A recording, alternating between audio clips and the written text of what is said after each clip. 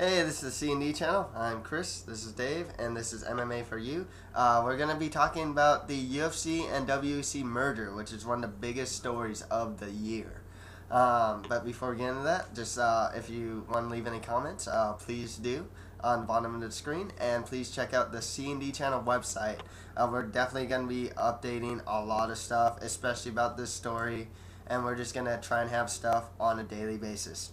So yeah, let's get to this. All right.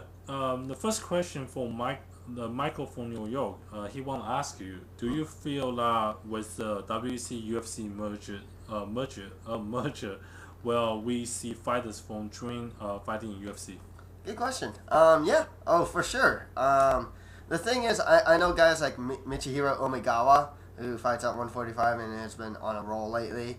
He said he had interest in fighting for WEC.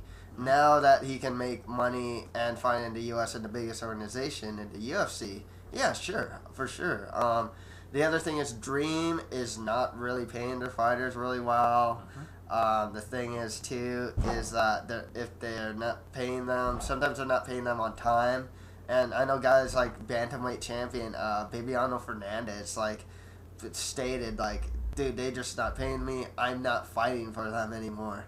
Seeing a guy like Bibby go to the UFC would be great. He'd be great in that 135-pound mix. Him against like Uriah Faber, Joseph Benavidez, Dominic Cruz, Scott Jorgensen would be great. He's a great fighter, and there's just a lot of great fighters from Dream, for sure. It also just says a lot about international expansion in general. It's just like. Asians aren't exactly like heavyweights or anything, so, or even welterweights. Well, so, yeah, you give a lot of opportunity for people in Asia.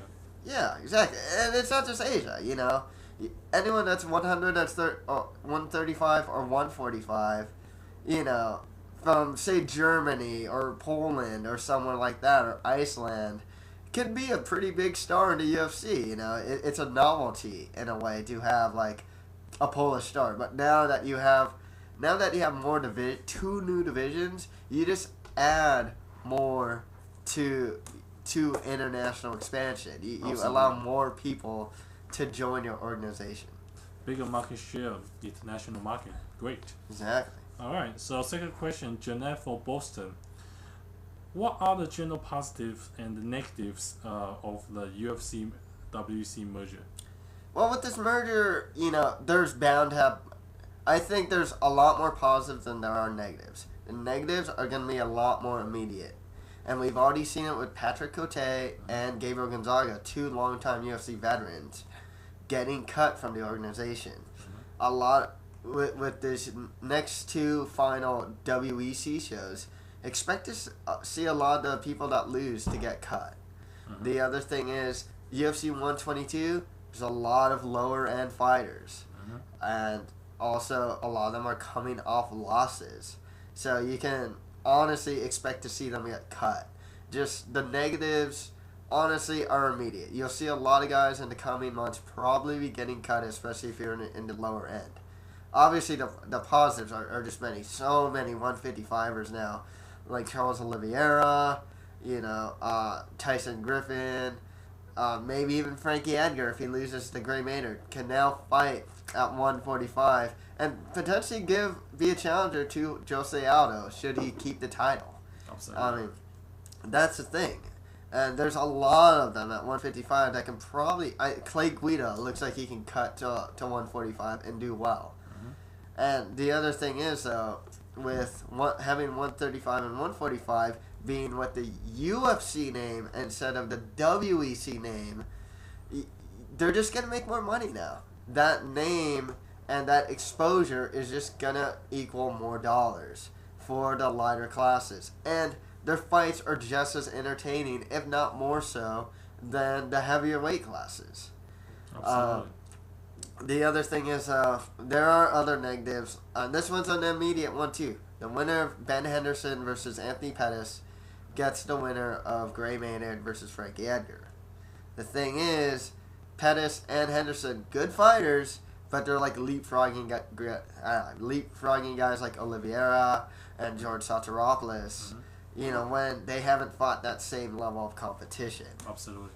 Yeah. So. But anyway, the end result is UFC will collect all the best of the best because you have a more range, you have a lot of different class, and that's gonna be a good show. And now they can have to do more shows, and we don't need to see Korkov versus Mia anymore. We're gonna see, yeah, we're gonna see a lot of other good shows because there's so many different talent, you know, and interclass changeable. Yeah. So that's great. So I'm gonna go follow a question for me. With all the UFC fighters, obviously gonna get cut from the Dana. Well, where are they gonna go? I mean, they have a lot of good talent and UFC named fighters. I would assume they would go to the Strikeforce, Bellator, NFC, and other MMA, you know, organization. What do you think? Oh, for sure. Like, when I heard that Patrick Cote was getting cut from the UFC, I was thinking, man, I'd like to see him against Robbie Lawler in Strikeforce. You know what I mean? He lives in Canada. I'm sure he can sign with the MFC or something like Absolutely. that. If Gabriel Gonzaga wasn't retiring from fighting and just, you know, running his gym and doing Brazilian Jiu-Jitsu tournaments, I thought he'd be a great heavyweight for the Bellator tournament or for Strikeforce is like, you know, ever-growing heavyweight division as well. There's guys out there right now that are former UFC fighters, like Talis Latis. That's on like he's won like 4 fights in his last 5, you know. Tim Sylvia's kind of on a roll right now. And I'm like, wow, why aren't these guys signed to like Strikeforce or UFC or something like that, you know? It's pretty, yeah, you'll see a lot of these guys probably in Strikeforce. Unfortunately, you'll probably see some of these guys in Wild Bills and just some like lower, you know, really low tier MMA organizations. But, you know, like I said, that's more of the immediate drawbacks. But as far as like the long-term ones, you know, I don't think there's too many long-term ones though.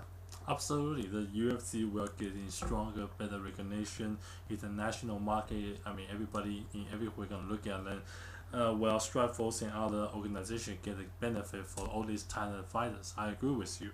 So, well, we're gonna have you're gonna write more article about this, and we right now we're just gonna do a special thanks to all the people who support us. First, special thanks to the MMA Miss Chef.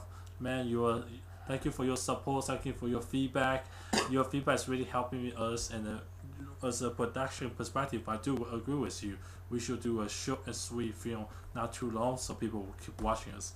And now, yep. So we also got Nagan 11, Live to Think, Christian 6179, and Enter the Arena US.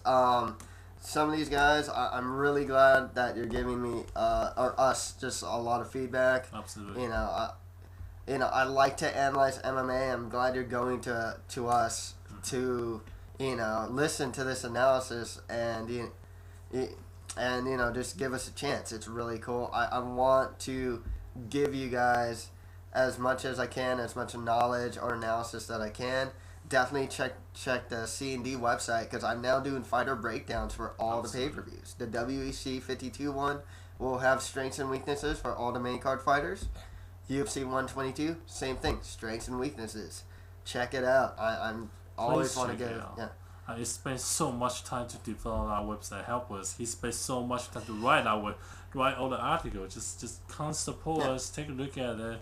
Hopefully you will like it. And that's pretty much it. All right. Good show. Good show. Yeah. You know, actually, you know, last time we did an MMA for you special, I could have sworn he did a rear naked choke on me. You know, we finished. We should go. What are you talking about? I would never do that to you. I mean, you were falling asleep, and I was trying to help you to have a special thanks to the Hello John. You mistake. I would never do that to you. Yeah, I don't know about. You know what? I gotta go restroom. All right, you just close out for me. All right. Yeah. I'll close out. Sure. Okay. Yeah. Sure. Whatever. Oh yeah, right. Street revenge. Thank you, guys. I'll see you guys later. Thanks a lot. Cool. Yeah.